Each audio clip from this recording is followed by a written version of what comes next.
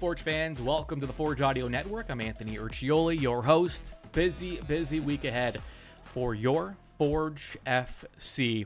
Couple of home matchups coming up Wednesday night and then Saturday afternoon. But before we even think about Saturday, we need to focus on Wednesday. I mean, the club needs to focus on Wednesday, but I'll redirect you to Wednesday. We're not going to look ahead. We're not going to look past what's coming Wednesday because it could be one of those classic trap games.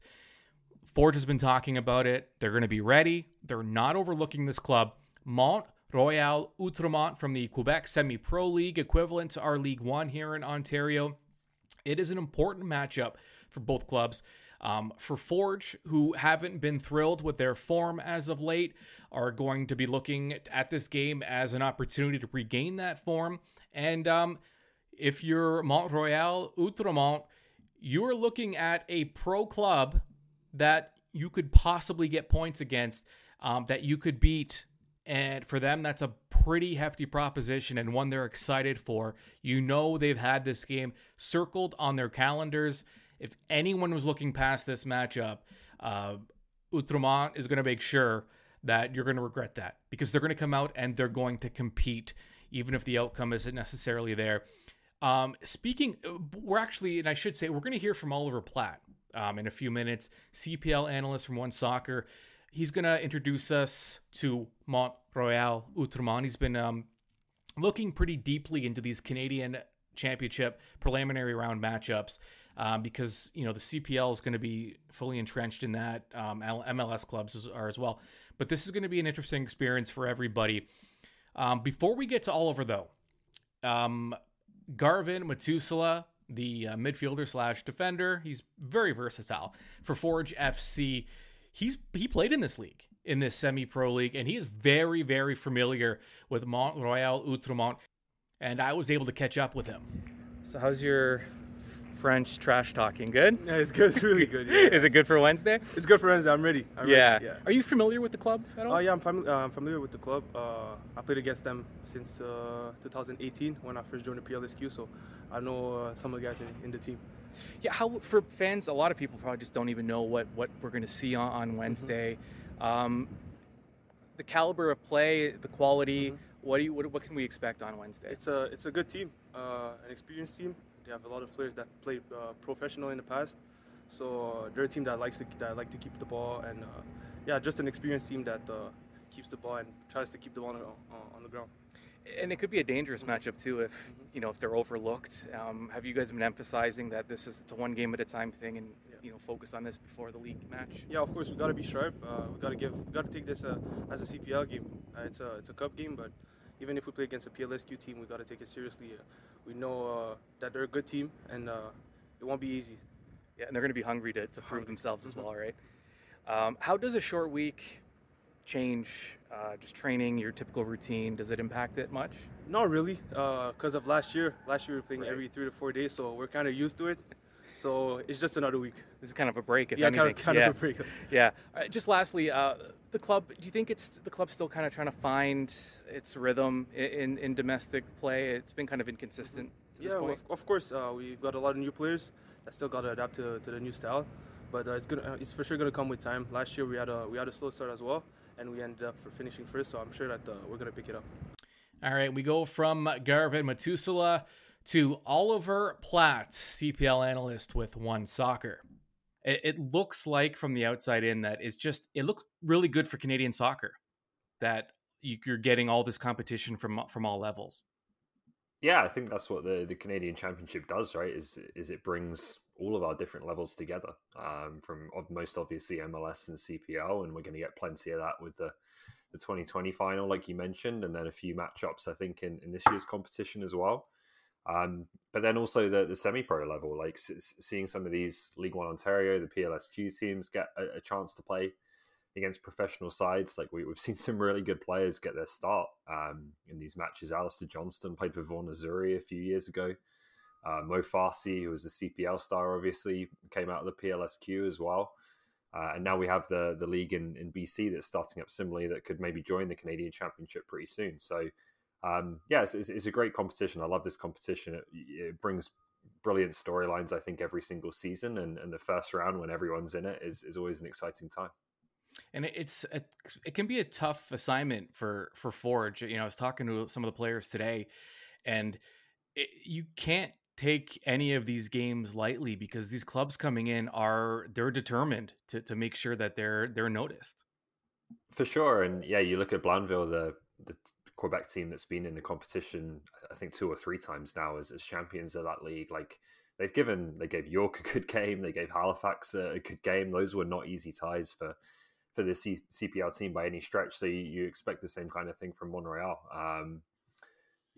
I think Forge, look, they've gone to Quebec for plenty of players in their squad. They've found some talent there, so they know that there's plenty of quality in that province and in that league. And Forge are heavy favourites, obviously playing at home, but yeah, it's never an easy tie. And to your point earlier, a lot of players got their start in these leagues, and now they're playing in the CPL or MLS. I guess I'm saying these guys can play, as I guess what I'm trying to say. It's not going to be just some kind of a give me match for Forge. Yeah, Sissoko's another one, right? And right. I think it's an interesting thing because obviously we don't have that Quebec CPL team yet, and so it's probably one of the areas of the country where there's the highest concentration of potential professional players, talented players, but there isn't a CPL club to potentially really identify that talent and give them those opportunities. So obviously you have CF Montreal, who can give a certain number of players opportunities in their academy and then in their first team, hopefully. But that's a very limited number of spots. And there's certainly, I think, more talent out there to support potentially a CPL team in the future, which we all want to see happen. So it's a little bit of an untapped market, I think, at the minute. And, Forge have done a really good job of identifying that with the players you mentioned. Perseus as well as another one. Halifax have done a good job of dipping into that province as well. There's definitely some really good footballers that come out of that region for sure.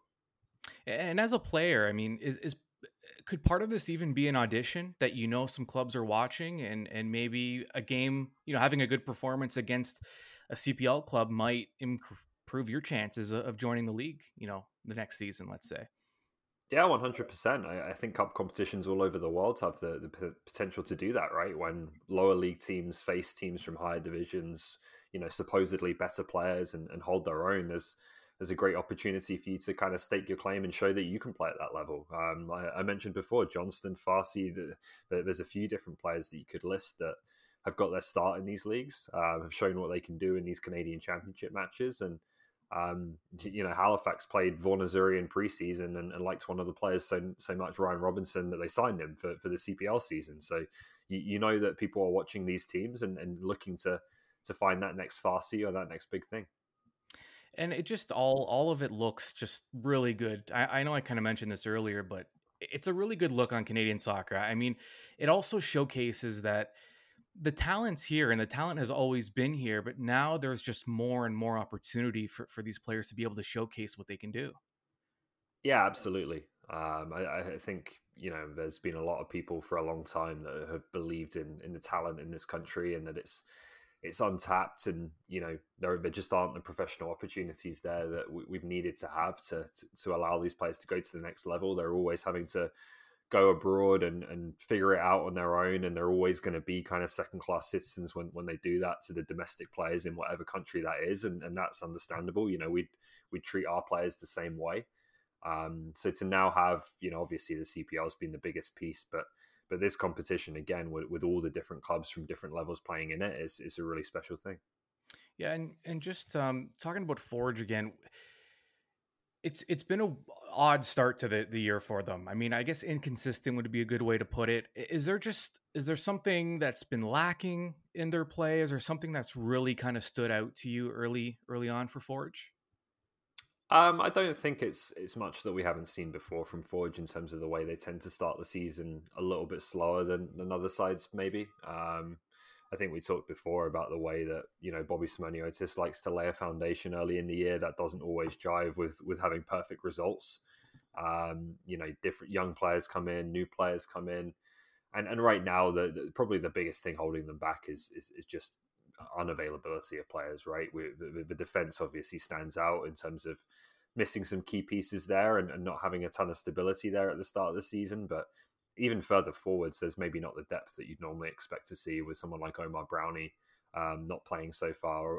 Obviously, he's been missed. So I think it's just a work in progress for them. I really struggle to have much concern about the way Forge are going to end up. I just think there's too much quality there, too much experience.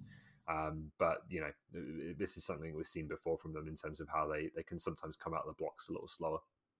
I read you had an interesting piece on just, I can't remember if you wrote it or you were just quoting it, but it's for the Canadian Premier League, and it was just the level of intrigue in some of these Canadian Championship matchups. Are there any in particular that you're kind of looking forward to see and you're going to be watching with a lot of intrigue?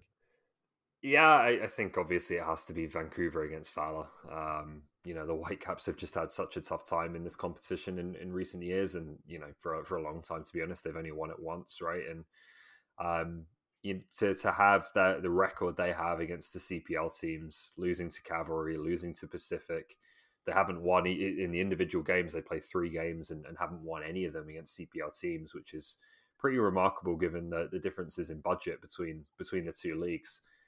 So to now be going into a pathway where it's not just this Valor game. This Valor game, I think, will be great in itself, but Vancouver's pathway to the final is through 3 CPL teams. And seeing them navigate that, I think is going to be really interesting in this competition. And we know what the reaction is going to be if they fail to do it, as they have done over the past couple of years. So that's probably one that stands out. Guelph against Halifax as well.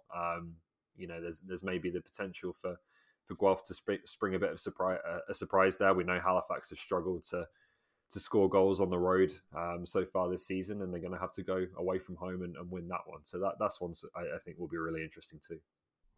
All right, there is Oliver Platt. Thanks so much for doing that. And I should clarify, I butchered the promotion of his article because it is great, and I do hope you get a chance to read it. It's at onesoccer.ca.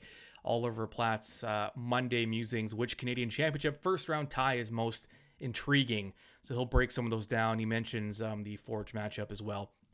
So check that out, and also keep it locked to the Forge Audio Network. A busy week for Forge means a busy week for me and for the network, and good news for you because it just means more and more content. We have our preview coming up against Mont-Royal Outremont.